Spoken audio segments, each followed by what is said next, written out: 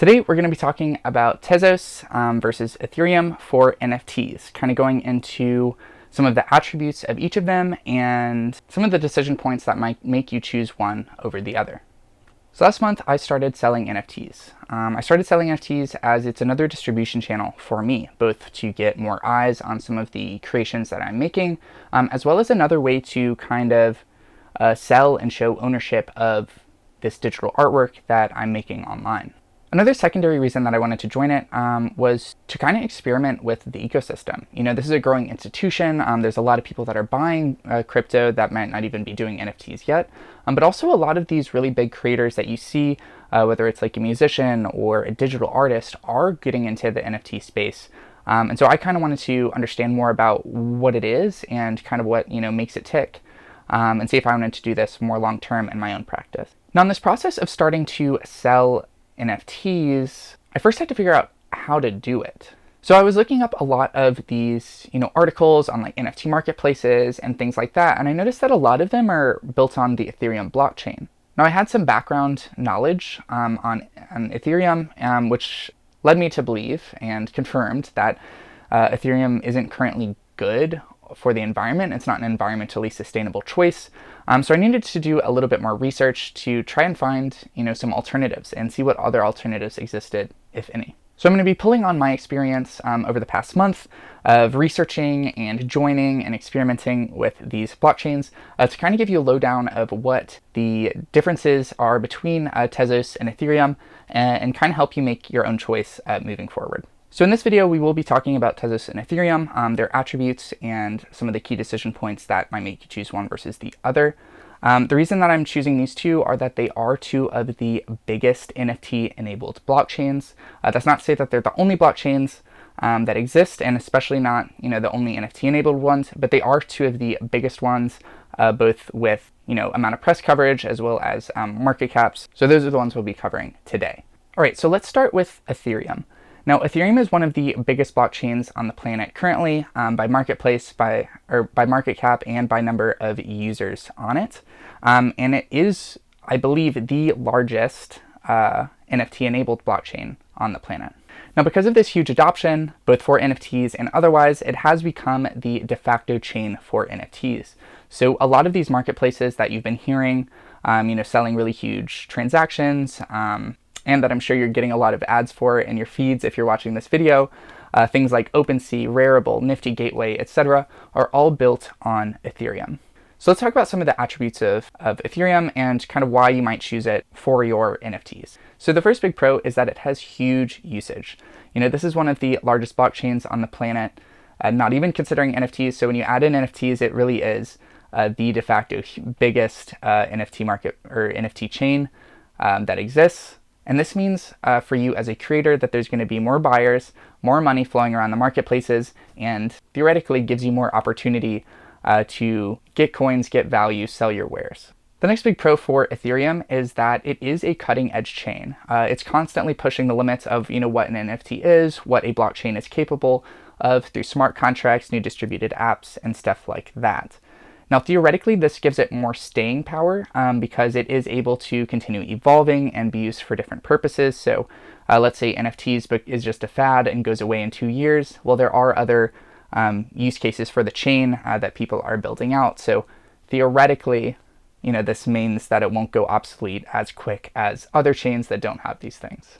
A big pro for Ethereum as your blockchain of choice is that it does have great support. Now, a lot of this stems from its huge adoption. So there's a lot of people using the chain constantly. There's a lot of money flowing around. And so now there's a lot of opportunity to build tools and build documentation and stuff for newcomers to the chain. So it's really easy for someone that, has never used blockchain before to quickly get set up with a wallet, add funds to their wallet, and send it to the creator that they want in order to, buy one of their chains or to use one of these distributed apps that might exist today. And this is something that you won't see on a lot of blockchains that have lower adoption or that are newer. They just don't have the funds to, maybe support these newer people, or on a lot of these chains, maybe newer people that come on are almost exclusively technically savvy, and so they don't need as many resources or handholds to get started. For you as a creator, this is great, especially if your audience isn't super technically savvy, doesn't already know about blockchain, which I would guess is the case for a lot of creators out there. You really do want some of this great support so that you can kind of send out, hey, I have this NFT available. They can kind of just get signed up in a few minutes, maybe link their credit card, add funds, and buy whatever it is you have available. So now let's talk about some of the cons of choosing Ethereum as your blockchain, especially for NFTs. So probably the biggest one that you'll notice more immediately is that it's pretty expensive. So because it has this big market cap, because there's a lot of money flowing around, a lot of actions on the blockchain are just expensive to make. And part of this is because some of its internals are using an algorithm called proof of work, which we won't really go into today, but you can look it up later. But basically it means to do anything on the blockchain, a whole bunch of machines need to do stuff. And so this means that, there's a ton of people on the blockchain trying to do stuff, and now a whole bunch of machines have to be there to allow this stuff to happen. And thus that's going to drive up prices because there's just more demand than supply can allow. So if you as a creator of NFTs, this really comes across in a few different ways. So there's a lot of things that you'll be wanting to do, whether that's, creating an NFT to start, to listing that NFT for selling, or actually selling that.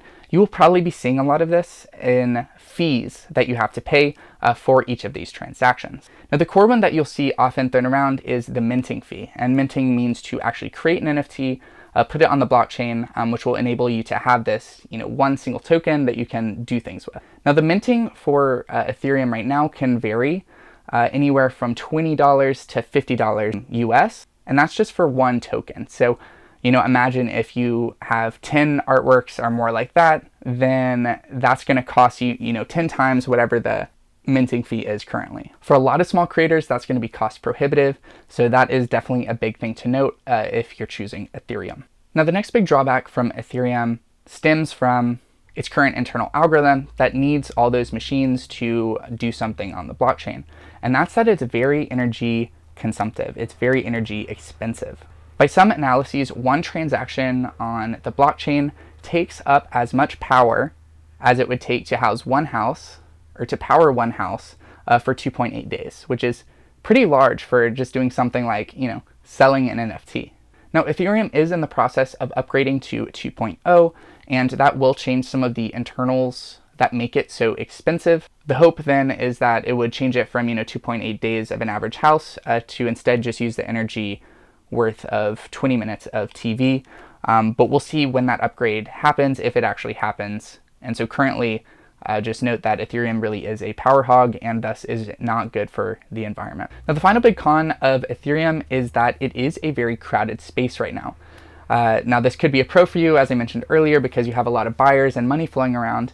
But that also means that you're going to be competing with a lot of these really big institutions, both for marketing and space on these marketplaces, homepages, and also for people's money. So you're a small creator, you are going to have to kind of build out your small area of this really large pond. So those are the big attributes of Ethereum that I think you should know, when thinking about choosing it for selling or creating NFTs.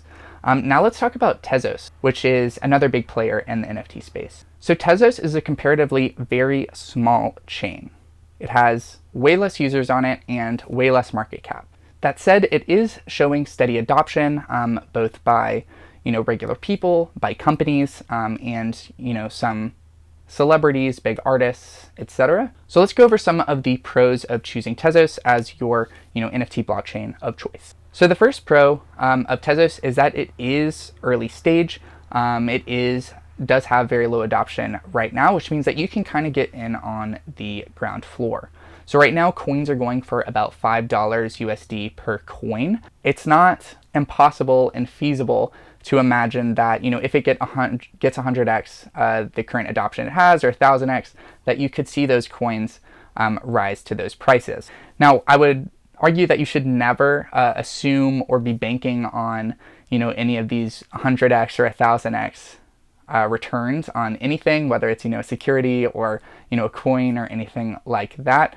But I do think for some people, this is a big key decision that they're making, or something that will, change the choice that they make. And it is definitely more reasonable to expect a small chain like Tezos to increase by 100x than, a big chain like Ethereum that already has a really huge market cap to go 100x larger.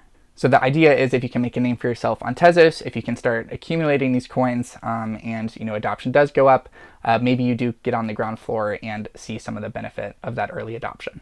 The second pro of Tezos is that it does have steady adoption. Now, if you look at the absolute numbers, this isn't going to be as large as Ethereum or Bitcoin, which is more mainstream and has all this press coverage and stuff. But it is steadily being adopted, which is something you won't see for a lot of chains of this size or just non-mainstream chains in general. And I think that's a good sign for a healthy ecosystem, is you really want it to be growing by some percentages every month, every year, and definitely not declining. If you see it declining, it's probably not a chain or an ecosystem that you want to be a part of. The third big pro of Tezos is that it's relatively cheap. So it's about $5 a coin right now, and that cheapness kind of goes into everything that you do. So as a creator, you're going to want to create coins, you're going to want to sell coins, you're going to want to trade coins, things like that. All of those do take some gas in order to work on any chain you do. Now for Ethereum, with that really high price, that's going to cost you a lot more than on Tezos. So in practical terms, the creation, the minting of an NFT on Tezos is about 30 cents per token USD. Compare that to Ethereum's $20 to $50 USD, and it's really quite a big difference, and might be the difference between viability for a small creator and non-viability, just based on the price of minting. The fourth pro of Tezos is that it really does have bleeding edge tech. For many, it's even more advanced than Ethereum, and some of its internals, specifically the ability for stakers to vote on the future of the chain, make them believe that it will continue to be more advanced and continue to advance at a much faster pace than a lot of these other chains. Now, for a creator who's just trying to make NFTs, this may not really matter much, because usually any big feature that goes into NFTs on one chain will go to another chain in a matter of months. But because it has these other capabilities, because it will keep evolving, it might give it more staying power. But this is all a guess, so you kind of have to take it with a grain of salt. Now, the next big pro of Tezos is that it uses way less energy than any of the mainstream blockchains per transaction. So by some analyses, it costs about 1 million times less energy per transaction than Ethereum or Bitcoin. Now, if you're environmentally conscious or just want to make sure that the blockchain that you choose is sustainable at all, this could be a big decision point for you, and is that something that we had to call out here. So now let's move into some of the cons of Tezos, some of the reasons that you might not want to choose Tezos as your blockchain of choice. The first is that it does have very low adoption, especially when compared to a mainstream chain like Ethereum. So this is going to mean less eyes on your work, less money floating around to buy it, and if you're a creator making NFTs, that could be a really huge drawback for you. The next drawback of Tezos is that it really is pretty early stage, and it really shows that in a lot of ways, from the distributed apps that are available, from a lot of the documentation and tooling that's available. A lot of these things are still being built up. They might be missing features that you might see on a more mainstream blockchain, and there might still be bugs that you run into just because they haven't been fixed, or maybe you're the first one to run into it, things like that. Now, on a mainstream blockchain like Ethereum, you have a lot of VC-backed startups that are building these applications, that are able to hire teams of developers to fix things, QAs and stuff, to find these bugs and fix them before real people use it. As you come over to smaller blockchains, there just isn't as much money flowing around, so it's usually going to be like a small handful of developers on some of the bigger projects, and you're going to have to talk with them directly to kind of resolve your problems. And the next con stems directly from this being a pretty early stage ecosystem, a very small ecosystem, is that it's not going to be very beginner friendly. So, whereas on the Ethereum side, there's all these teams of developers and, UX researchers and stuff trying to make it as easy as possible for people to get set up, get their money in, start paying these fees and stuff. On this newer blockchain, a lot of it really is just like, we made it work, here's how you can do it, but you're going to have to do a lot of the legwork for yourself. So whether that's setting up a wallet or adding funds, or even get synced up with some of these NFT marketplaces, a lot of that's going to take some technical know-how, and it's not going to be super easy for you to tell your followers to go buy this, and for them to just kind of sign up in a few minutes, connect their credit card, and get started. That is something that you might see on Ethereum, but on Tezos, it's just not there yet. Now, I do have hope that this will improve on Tezos in the near future. A lot of the developers are very active, and with a greater adoption, there's going to be more money flowing around and going to be more incentive to do this. But currently, that's not something that really exists in the ecosystem today, and so something you should be aware of. So that's basically my lowdown of some of the attributes of Ethereum and Tezos and why people might like them and not like them.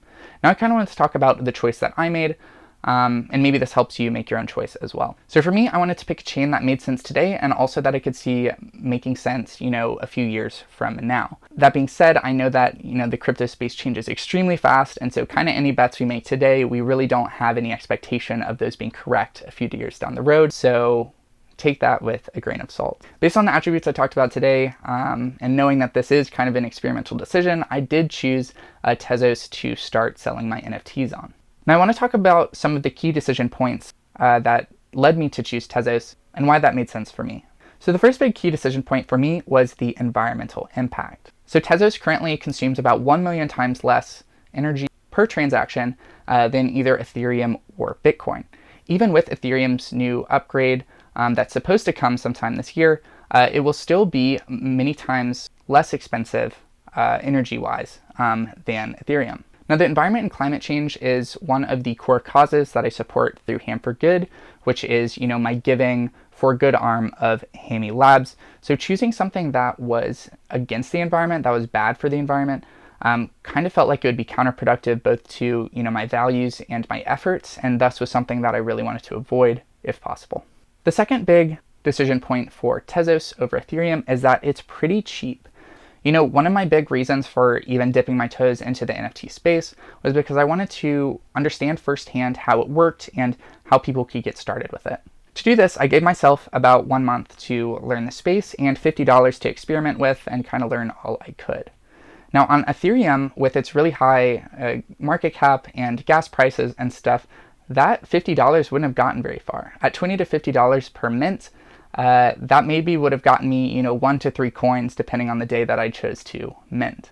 Compare that with Tezos, and I was able to mint over 15 coins and still have a way left over for the rest of my portfolio that I'll be creating, as the years go on. As a small creator, these costs really do add up, and so I think Tezos really made sense for me for my very small, runway and the limited amount of money that I have at my disposal. So the next big factor that led me to Tezos was the growing adoption. Now, with Ethereum being a huge mainstream blockchain, it's basically already adopted. It has a ton of people coming in, a ton of new people coming in, a ton of people just already active on the blockchain. And so this really isn't a big deal. Especially as a creator, you're gonna want all this traffic, all these people, all this money flowing around, as some of that could hopefully go to you. But I knew that Ethereum was bad for the environment, and which was a pretty big blocker for me. So as I was looking for alternatives, I knew I wanted something that, at least was good for the environment, but still had some growing adoption, still had some people coming and buying things. If there wasn't anyone coming and buying things, then it wouldn't really make sense to choose this as an NFT blockchain. But from what I've seen, Tezos does show some signs of growing adoption. Some of these signs that I've seen are that it does have a growing market cap. So there's more money flowing around, there are more users signing up and making exchanges and things like that. New marketplaces are popping up every few months, which shows that there is going to be some demand. There are people that think there's opportunities here to be filled, and new celebs are coming in with their crazy one-off NFT creations, which makes me think getting a little bit more mainstream. Another cool thing is because Tezos has this bleeding edge tech on contracts and stuff, we are seeing growing adoptions by companies for some of their more corporate needs, which I think really gives it some good staying power. Once it goes into a corporate company, a lot of times it takes a while to remove it. And finally, on the NFT focus space, OpenSea, which is one of the hugest marketplaces that exists today, did announce that they're going to try to support Tezos as its second blockchain, which I think says a lot for its potential as a mainstream NFT chain in the future. So that's why I chose Tezos as my blockchain of choice, particularly as I chose it over Ethereum. So I'm currently selling NFTs on Tezos through the Hiket otherwise known as HIN, NFT marketplace. I'll have a link below so you can check that out and you can look at some of the NFTs and stuff that I've been creating over the past month. If you're interested in NFTs and have any questions about, Tezos versus Ethereum or like getting set up on Hiket or even just some of the NFTs that I've created, feel free to comment below or message me and I'll try to answer as best I can. And I think that's it for this video. Thanks for watching, and Hey Me Dot out.